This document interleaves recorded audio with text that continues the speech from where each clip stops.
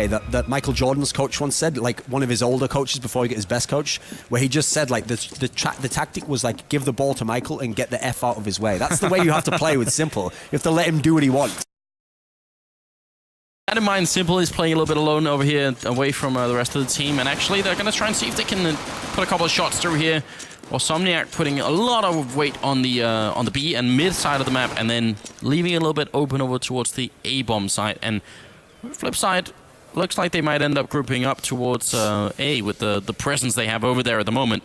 I think this is going to be a tough time for Nook, who's playing over here. In the middle as well. He's going to get sandwiched in just about any second now. He has to... Yeah, okay. He's actually sort of unknowingly falling back to a better position. If he had stayed there for much longer, he could have probably got sandwiched in. You can see now Markolov is coming in and checking it out.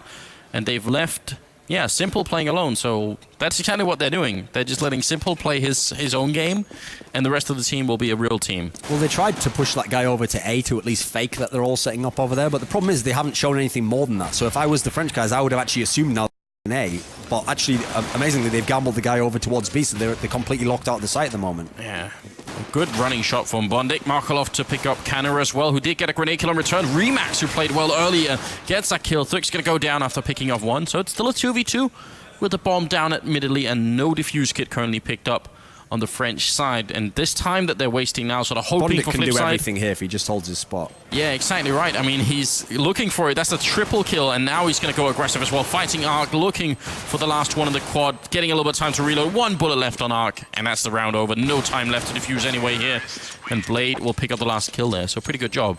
Like a dynamic you saw for the T's there that you want to watch as the game goes on. Obviously, they're going to have flashes and smokes as we go on later, is that the A site is really hard to hold on this map. Usually the teams who are really good on this map, actually I'm thinking of Envious as one actually, they can be quite good, is because Shox is like a specialist at holding that very left corridor as a CT. Like he goes there as terrorist, he goes there as CT, that's his spot, that's like his office, you know. So because he can hold it by himself and he can always like give good comms of when people are coming, it means you can gamble that fourth guy over to the B site. And if you do that, then you have a really solid defense there. So let's see for flip side if they can kind of like abuse the guy who's going to be over A there. Because it feels like a lot of teams do just always go to this B site all the time. Yeah, I mean, it's so hard to... This plateau is really hard to hold, apparently, even though to me it looks like it should be easy. The emphasis on SMGs this round, though, what do you think about that? That's actually like... That's almost like an over-committal to having like 4 SMGs and 1 Galil. They had only had 3 armor, I think, on the CT side, but if they'd gone like full stack, maybe that could have been a bit awkward. I don't know. This plateau, though, I mean, just look at the architecture. It seems to me like when you're coming out of that long corridor, you should be grenaded down. But it feels like CT side just can't really hold it down. Like, I haven't seen any team yet that's able to properly lock down that plateau up here. And maybe that's Box, look, just banking grenades off and instantly running into it. And Simple looking for an opening with the Galil. Gonna pick up the one here, and Markolov also doing some work. Remax finally, I think he was boosted up there to pick up a kill, but he's about to go down as well. Bondik picking up a double in. Nook, not a lot that he could do here. Looking for a kill with the MP7. Oh, there. Oh, he's almost running into the fire. Oh, no. That's obviously a big mistake there. Bondik going to pick up that triple. One of the things about the area you're talking about there that I always find a bit disappointing is that because, like you're saying, it looks so obvious as a CT, like I'll play behind this box or I'll play on this right-hand side and wait for them. Because people take the really obvious spots, and it is a spot where you have loads of teammates helping you, I feel like they don't actually make enough use of the architecture, because one of the things that's hard if you're a terrorist when you're coming out of there is they could be in so many spots. Like you could be boosted up on that thing in the middle, you could be over on the fountain. If you put people in sneaky spots like that, I think it's actually better to bait the terrorists out and then be in a spot where they won't initially look. Then you have the jump on them, which is quite rare that you can have the jump on them entirely as CT, because usually on most sites, you know where the rough spots are going to be that they're going to be. Yeah, it feels to me like if this map stays in the pool and does it for long enough, that people will be able to figure out a way to really lock down that B side in a much more impressive way. 4th round coming up, and flip side still obviously with a bunch of grenades. Awsomniac, well, they actually don't have a lot left. They've got 2 smokes, and that's pretty much it. And this is actually going to be a very good Molotov. Oh, wow, yeah, it even forces Arc sort of back in to help out, just to make sure that he's not getting overwhelmed. Nook gets a return kill, but he's down to 16 health, and World Editor will pick him up. Now they're starting to rotate a couple of people back towards the bomb site, and Simple is ready and waiting in the middle. So this just seems like a nice read from flip side. A really sort of smooth round being put out here. they get the kills over at A, and then they wait for the rotation to come in, pick up the one guy rotating in. Not sure if there's a lot right now that Dreamhack and Thux could do from this position. And it feels like they're not even really going to try. I mean, there's no point at this point in time. There'd be no way to win it. But the problem is they lost their AWP. I think it was Arc94 was the guy who had the AWP, but you can't get over to that side to get it. So, I mean, that was still a fairly passive round coming out from Awsomniac. And I'm wondering if you're playing a team like Flipside, if it'd be worth it to try and like, you know, push aggressively somewhere. Well, since they are known as a tactical team, right? They're going to set up and then they're going to read it and then do an execute. If I was the Awsomniac guys, then actually what I'm probably going to do is either going to push into that long B tunnel and just check it out early and try and have a guy there for some info, or even, listen, if they keep going A enough times, you're going to eventually want to do a boost up the drop-down zone or something and check that out, because at the moment, if you don't see anything until you see them come A, you're actually always assuming it's going to be the B rush. And then when they come B, you want to have all your men there and have everyone back in the site. So you can't just be reactive in that sense. Because once that A site does get taken, if all your guys are dead, it's so hard to get back in there. You've got so many limited options. You only have those 2 areas you can come in from. Most teams aren't going to come behind the back and go down the it's true. Old middle of Cobble.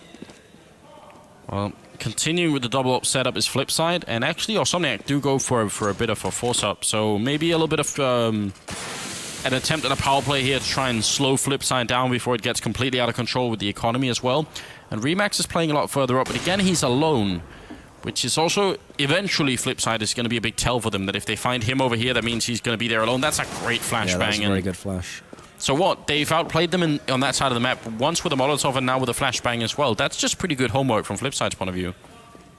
I mean, these are obviously guesses as well. Like, if he'd been in the same spot he was last round, that flash doesn't go off. It goes off to the left of his face and he wouldn't be dead. But they also knew that because they mollied him off that side, he probably wouldn't go to the same spot again. So it was like a bit of a mind game. Yeah, and more good guesses here as they actually force off another player with a Molotov, and they're simple to pick him off. Now they finally get a return kill there. You see what I mean? Every time the Flipside player comes out, they're looking in the spot where the Awsomniac guy is. There never is a guy boosted up there where the tree is or on top of the fountain who's just going to be, at least as you look over, he's going to just have 1 second advantage on you. It never happens. Well, Ark is going to be alone. He did pick off one person, almost could have got himself killed. Then actually the bomb is right there. So if he got the kill on Simple, that would obviously be big, but that's not going to happen. So instead it's Simple with a couple of good kills. Also top fragging tied with Bondic at the moment, and a 5-0 lead here for Flipside. What do you make of the name Awsomniac here, Duncan? What are we supposed to make of it? Is it like someone who has like who you know suffers from insomnia but thinks it's really awesome? Thinks it's really cute. Yeah, you know, like, I'm loving it. I haven't slept for months. I'm loving that. Yeah, love to be a Somniac. No, I suspect, as harsh as this might sound, Anders, that they initially typoed that and that they wanted to be Awsomniac. You know? Oh yeah. But I think they just typoed it. All right. To be fair, they're playing a team called Flipside with a 3. So, I mean, that's not exactly the most dynamite name right there, you know. I don't know. No, I don't know. That's the sort of team where I prefer to just mess with them and call them like Flipsid3. Just like, that's not our name. Like, okay. By the way, I was actually having this conversation the other day about how you single-handedly ruined Zipnix's career by calling him Zipnix, and now everyone has to call him that, whereas it's supposed to be like Sipex or something, Yeah, I'm sorry, Andreas. It's too late, though. We've even told him. Even when he says that it's not that, I'm like, I'm sorry, it is now. Everyone's called you it 1,000 times. That's your new name now. Yeah, there's really no, like, we can't change it. It's too late. He should have said something in the very beginning. Say, hey, you know, it's actually pronounced in this way. But, yeah, I do apologize for that. Let's see if they could do something different this round. There's another 35 seconds left, so Flipside aren't leaving themselves that much room to move around with here, but they are getting really close to the bomb site. They're actually being allowed down through the drop zone. Thux going to pick up the 1 kill, and almost a second one. There it is with the FAMAS, Canna, and Remax, and it turns into a perfect round from Awsomniac. See, that was a round there where, because the Flipside guys went so slow, it was literally telegraphed that they were going B, and every single player from Awsomniac was waiting there, which should never be the case. Like, it should never be the case that can be 5 guys in a bomb set waiting, even if you're going in with 5. The whole principle for how you play terrorist side is, first of all, you're trying to always get it so that there's no extra rotator there, but by default, you always want to have more men, because the idea, like, the key concept we all know is that you can trade as terrorists, and that's always favorable as long as you trade evenly. Yeah. But if you're going into a 5v5 site like that, every angle's going to be covered if all 5 are there. Oh, Canna actually spots out Bondic trying to escape the flashbang there. He's going to pick up the kill, and Doesn't have the angle for the follow-up flashbang, so ends up going down. Arc actually that being that was pretty overwhelmed. terrible. The problem there is that's a really good spot to watch middle from, but you can't do it if there's no one watching over to the left. And so the problem I feel is that his teammate over there was the guy who wasn't checking anything. Yeah. That's the guy who's supposed to be protecting him so he can watch that spot. I think just caught off by World at its speed as well, just running up there. I think World at it even had an AWP, but he just ran in with the Tech 9 anyway, just switching it up like that. Simple going to be taking out Remax and Thux. The other guy should save now. Anyway, one of the reasons why they managed to change this from being so CT-sided to having more of a T-side flavor, I think, it reminds me of what's happened on Train, where that's become a map where you can get a lot of T-side rounds, which is now when you're playing a CT position, on most of the CT positions, you don't feel very safe in the spot you're watching. So, for example, if you're on the very left corner on the A site, you know that a guy can come behind you the stairs the whole time while you're watching there. If you're watching over at the drop zone, a guy can sneak in behind you at mid if your teammates don't help you there, or he can come in the other door. There's lots of entrances. I mean, if you're a CT, just like on the Train map, most of the positions, you never have like full security, like, oh, they can only come this one angle here. Yeah. But, I mean, it's certainly developing that way. This flip side sort of... I mean, even between top teams, we've seen this big lead on the T side early on. And I think the difference is some of the top teams, like you were talking about Envy, for instance, they will, at some point, they'll manage to break it. It's usually always, I think, later in the half for some reason, but then they'll sort of come back and get a good 5 or 6 rounds on the CT side, and then it seems to be manageable. You got to be a little bit worried for the Frenchman here that but this that is might not actually happen. one time when the Awsomniac guys have gambled a guy over to the A site, and they're correct so far. This is where it's going to be because that's where the bomb's headed. So this guy mid should be able to give these guys over here on the left column like entire confidence that there's no one can be coming behind you because I'm going to watch them here. And so it's very unusual that actually that people come up that. I mean, they've showed now, but...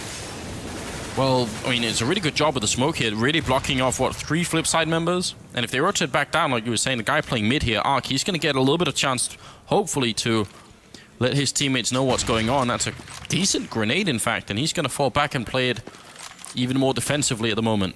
His problem is he just looked away at the wrong time there. He would have spotted them coming in. Oh, and now Kana's taking a fight, actually doing a lot better than he was on Mirage against Fnatic, but he does end up going down. So trading, which is not always great when you're playing CT side. You want to avoid trading. Like you were just pointing out, on the T side, it's good trading evenly, because you'll usually end up in a better position anyway, but CT side, not quite the same. There's a 2v4 over at the spawn site here. Nook gonna take down one. He actually jumped over his face as well. Pistols out, but he goes down. The double up setup again for a flip side, just so good. And you would think, unless this first guy gets this first kill, they'll probably have to end up saving. Yeah, they made the crossover at the bomb as well. Because they don't want to risk the AWP guy coming out. Looks like they're going to go for it, actually. They've had enough. Oh, Thux gonna miss their shot, and World did it, and Simple cleaning up the round right there.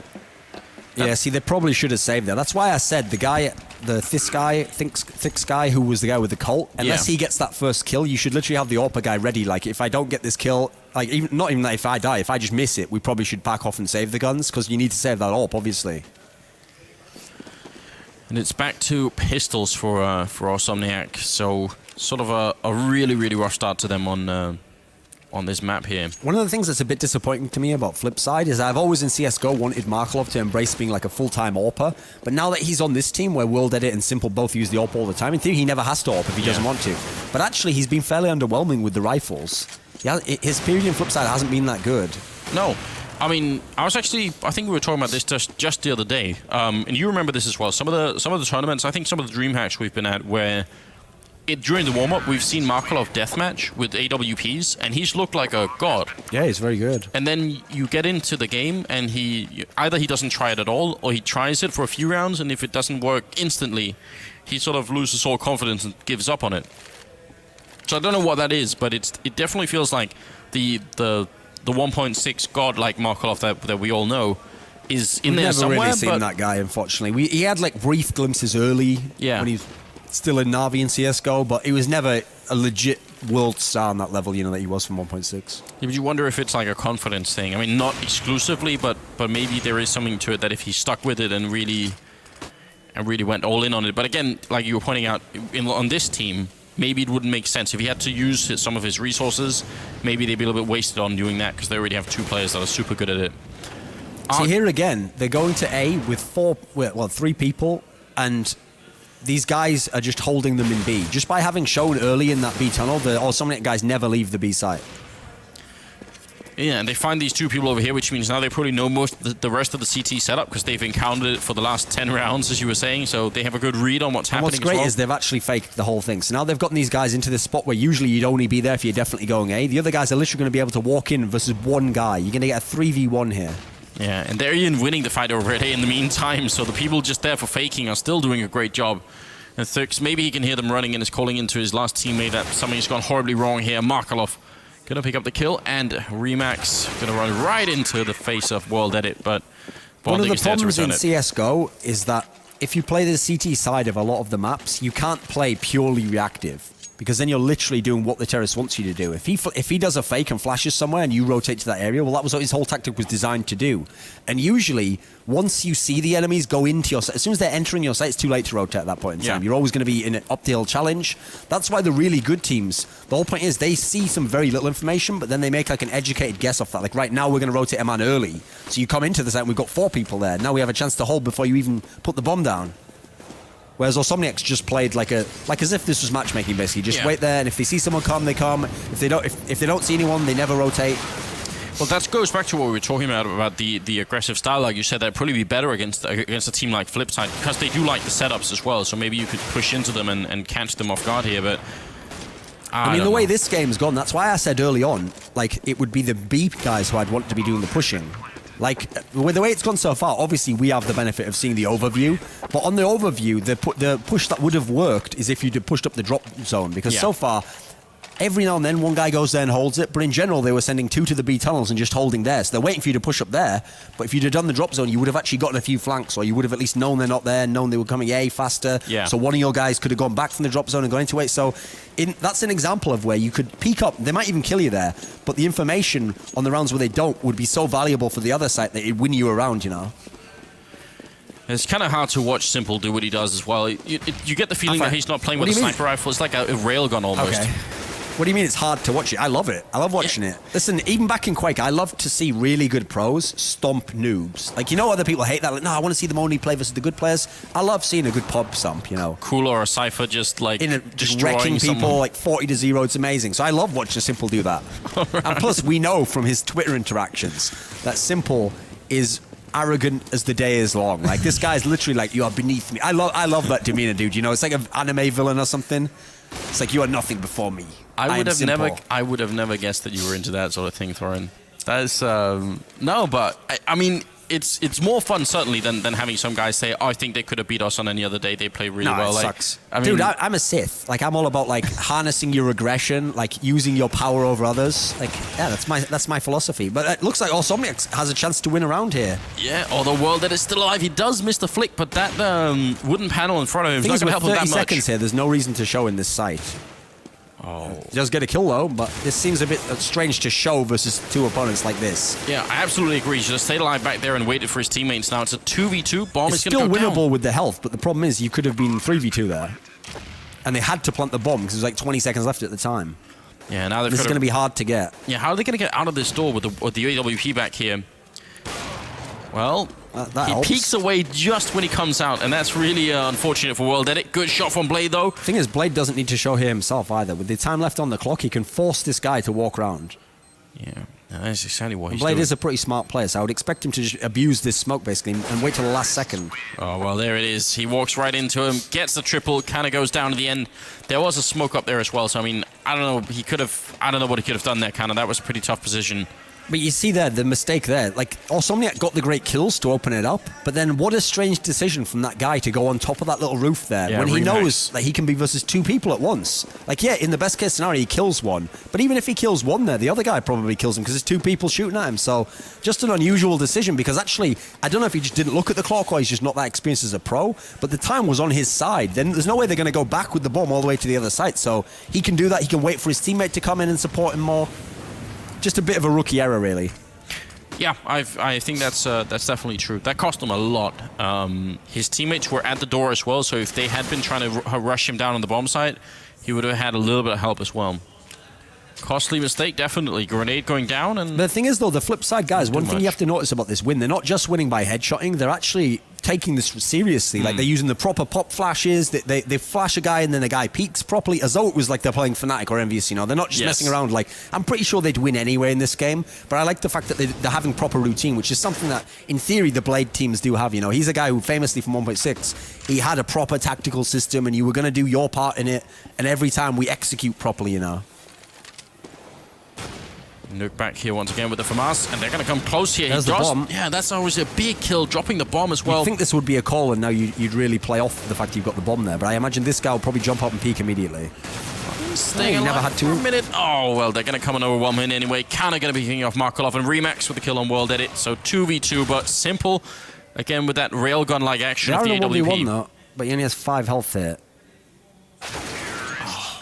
Not much of a chance. I mean, so let's be honest though. Even if they win a round now, it's probably going to be too late, right? Yeah, then the big problem in that round there was when you got the bomb down, that's when you need everyone to get over from B immediately. Like, there's no reason not to. I mean, if someone wants to go slow, at least have them flank or something. But they actually still took a while to get out the B site, even though it was, in theory, the shortest rotation to the site, and they had the bomb down, and you don't even have to get people out into the site. Just cover those 2 areas, the door and over at the window room.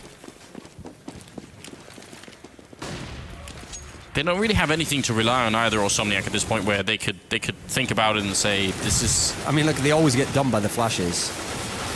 I mean, this is just miracles, though. I don't know how he's getting these kills, even. No. It's like their heads just appear inside his crosshair. Simple is going to put an end to it, though. Not going to hit the And op I'm shot. not talking about that flasher style, boys. Not talking about that flasher style. I mean, they legit just appear in front of his crosshair. Yeah, as he can see them in real life, not through a wall or something, you know. So. Shots have been fired. Okay. Oh, well, no, that's the key thing. He never did fire shots because there's not much wall banging in CSGO, so he would just look at them and then look away, you know. Basically, the way Flasher plays is like when you see some cleavage. You look at it, but then you look away, and then you think, how long before I can look back again before it's suspicious? If you look directly at the cleavage, the person with the cleavage notices you looking at them, and they're like, hey, what are you doing? And you're like, sorry. You're supposed to just look and then look away. Tips for Flasher and for people looking at cleavage there, Anders. See? It's a public service I'm doing here. You should charge more for this, or at least put it into, like, you know... See, this is the wisdom I've learned in my life. Yeah.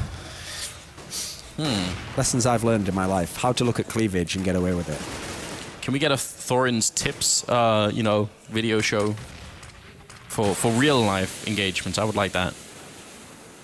Simple has already gone down here, so they got Simple. That's a good start, isn't it? Yeah, and this is obviously a must-get round. And this guy's very low health. Markelov low health now. So this is still a winnable round. You have to feel like this guy here, Canna, is going to be crucial, though. Bondik kind of actually pre-firing. Oh, they've got a guy flanking, though. His whole team is pretty much going to be dead. He's going to get this first kill in theory. So, well, spoke too soon there. He's got one. This is almost doable. Ends up dropping to Markelov, and that's going to be 13-2 in favor of Flipside. I don't know. Simple's still the top fragger, though. Yeah, that was like a little bit too easy for the Flipside guys in general. I mean, it's not even the case where you can look at the underdog team and be like, okay, well, they have one guy who was really on fire, like he was hitting his shots, like if he picks it up, they were all about the same level, really.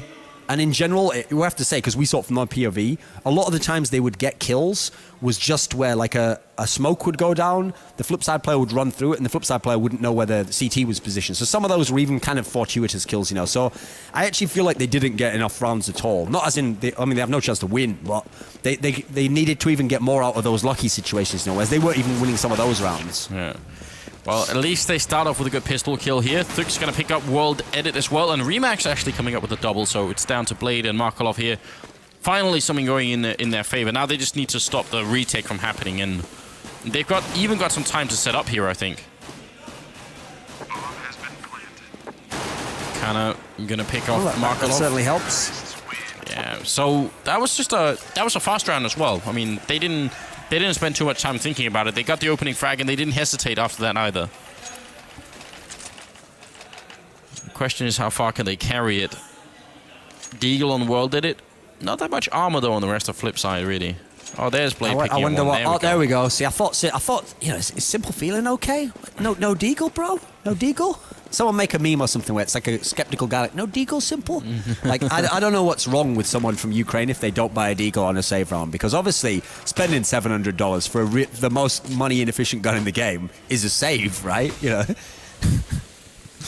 I've never understood that. I have to say, though, I'll give him credit. Simple is one of those players who is amazing with it. Wow. It's still not efficient as a weapon.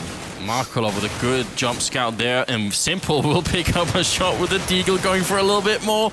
Has to reload eventually, but actually gets time to do it as well. Not going to connect. Looked like he should have had that kill. And now it is going to be a 2v3 here. Bondik probably should have had that kill on counter as well, but a quick turn there, leaving World Edit alone to look like, for... we'll see what happens with this, but this is a great example of why I don't like Deagles, okay? In this particular round here, look at the positioning of where Simple was. If instead of Deagles, they have bought 5-7s or CZs there, that's almost a certain one round. They'd have actually just ecoed them right there, because the up-close positioning like that, he's going to get a bunch of bullets into the guy, whereas when you go with the Deagle at some of the ranges these guys are firing at, you're going only for a headshot almost, especially if he has armor. Yeah. And you can, I mean, any other pistol in the end then, he would have had the kill really quickly. He was solo, like an 18 health or something like that. Like, basically, the concept with the Deagle is, it doesn't work at all anytime except the rare times it does, if you know what I mean. Like, it either totally works or it fails completely. Whereas the difference to something like a CZ 5-7 is if you're a really good player, you're always going to tag them up. You're always going to get bullets in them. You're always going to be doing something to them where combined you're going to get kills out of it. And they cost less money. Yeah. Yeah, so if your whole team sort of whittles them away, then eventually you could end up with a couple of good kills. Nook actually getting a little bit caught out here, but managed to fight his way out anyway. Should win this fight against Bondik. I mean, this is just embarrassing at this point, but okay. I mean, how many times does he want to fight to kill that guy? He did pick up a triple in the end, though, and it's 13-5. Now, is this the end, Duncan? Now they pick up rifles on CT side. You'd think so, but we'll see. We'll see where they're going to attack here, because they've got Ark here with the orb. So I wonder where he's going to go. They're all remarkably consistent on the Awsomniac side. I think top fragger is 11, bottom is 9. By consistent, you mean that they're all not that good? So that's a form of consistency too. Yeah. Listen, guys, no one get out of line. No one think they're better than anyone else. I don't want anyone getting a lot of frags and having game impact here. We're all on the same. We win as a team and we lose as a team. Mainly lose, right, boss? Yep, mainly lose, but as a team. Okay. You notice they had like British accents there, but I didn't think at this point in the tournament, I won't start yet insulting the French crowd by actually doing my French accent, but one day I might bust it out, you know. If Happy's playing or something, you know. Well, that's an upgrade. If you can wait insulting nationalities to you're at the tournament. Well, I like to wait till day 2. Exactly. That's my rule from now on. You know, you have to wait. You have to sort of ingratiate yourself with the locals. Perfect. Oh, there we go. There's an instant entry with no damage taken. Oh, very nicely done. Markolov trying to play in the smoke, but he's going to go down as well. Thix with a good headshot. Now it's going to be 5v3, and this is looking very good for Awsomniac. Oh, definitely. Making it work here. Bondik is going to go down. Blade, the only one to get a return kill so far, and probably Flipside should try and fall back and save here. I mean, that seemed like a bit too much confidence. That was a remarkably easy round for Awsomniac players there. And it seemed like all it really took was one smoke in the middle area there to lock off a bunch of CTs that were already in the site. Like they just didn't have anything they could do at that point in time. They didn't want to push through the smoke. They were holding back, and they got ripped apart as a result. And Markolov, actually, from all the rounds we've seen so far in CT, didn't look very comfortable around that fountain area, actually. He didn't seem to be able to navigate it that well. No. I mean, the question is it going to be one of those games where they almost make the comeback and then they crumble once they get to, 13, 14 rounds-ish? Well, you do have to know if you're the flip side guys, you're not in any trouble right now. You just keep doing whatever you're doing, and you're probably going to get there soon anyway. And if you aren't, then you start to worry in, like, 7 rounds or something, you know? Grouping up towards the A-bomb side at the moment. World Edit, I mean, if they sneak through middle, World Edit is never going to know it from his position. He'll never realize that they're down there. So they won't know until they walk all the way into Blade, essentially. Well, Blade is going to be the first to see it as they sneak through. So now World Edit theoretically is behind them. Might run into Ark up. He is simple to take down Nook, and yeah, World Edit gets caught anyway. Pretty good job from Ark there. Just checking it out. It's looking pretty... I mean, this is an anti-eco round, obviously, so not the biggest deal, but it's still nice to see Awsomniac playing reasonably well here. Oh, Simple's going for the 1v3, though. Let's see if he can tap some heads. Come on, get your Happy Gilmore on. Tap it home. Tap it home. He's looking for it. He's going full Happy Gilmore mode. One more for the ace, and he's going to get it as He well. literally What a tapped those clutch heads. for Simple. Someone re-edit that so that when I say the tap, tap, tap, tap, that actually is like as he gets the kills. That would be the perfect one. And then have the actual scene from the licensed movie, Happy Gilmore, where it's like, the hole is the ball's natural environment. Like, Oh he my wants to go God. back there. Please. He's got his bags packed. Just send him home. Tap, tap, tap it home. No, that was just an excellent skill, obviously. Absolutely outskilled them. Also, Yeah. if you notice the way this happened, he's in a 1v3 in this site, and yet he manages to get 3 1v1s. Yeah. If you that's where good comms from a proper team would mean that, okay, he could kill the guy on the left or the guy on the right, but while he does that, the guy in the middle or one of them is going to be shooting him in the side of the head. But they came out 1 by 1, which is the cardinal sin in a 1v3. You either all hide or you peek together, assuming he can't do a 90-degree snapshot and kill you. And then... Sort of referencing another clip, but it was actually an OFM one there. You remember the one on Mirage where he was in the kitchen, he did that snap over? You know? The highlights of Fnatic. See, everyone thinks I'm a Fnatic fan. Not really, you know. I just like teams that win. Legitimately. It's like, did you put in that pause? Yeah, that was for a dramatic emphasis Yeah. there. Yeah.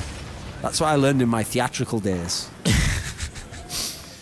But hey, at the moment, I mean, I feel bad for Awsomniac on that round because that, in many ways, should have been a 1 round and they'd be up to 7 rounds now. Flipside will still be on 13, but this probably heralds the end of the game, quite frankly. Oh, and they don't check the corner this time around. Bondic to pick up a kill, and how Simple. did that guy not get killed there? That's really worrying to me. That Remax didn't get that kill because he literally had a guy with his back facing him. What some of these mistakes tell you is that the comms aren't very good on the French team, unfortunately. Yeah, I think that's what we were seeing earlier as well. It was a really great triple kill from Simple, though. So, I mean, overall, it took a round where they just looked like they were bringing back Awsomniac, and then Flipside are ready Simple to is close carrying. it out.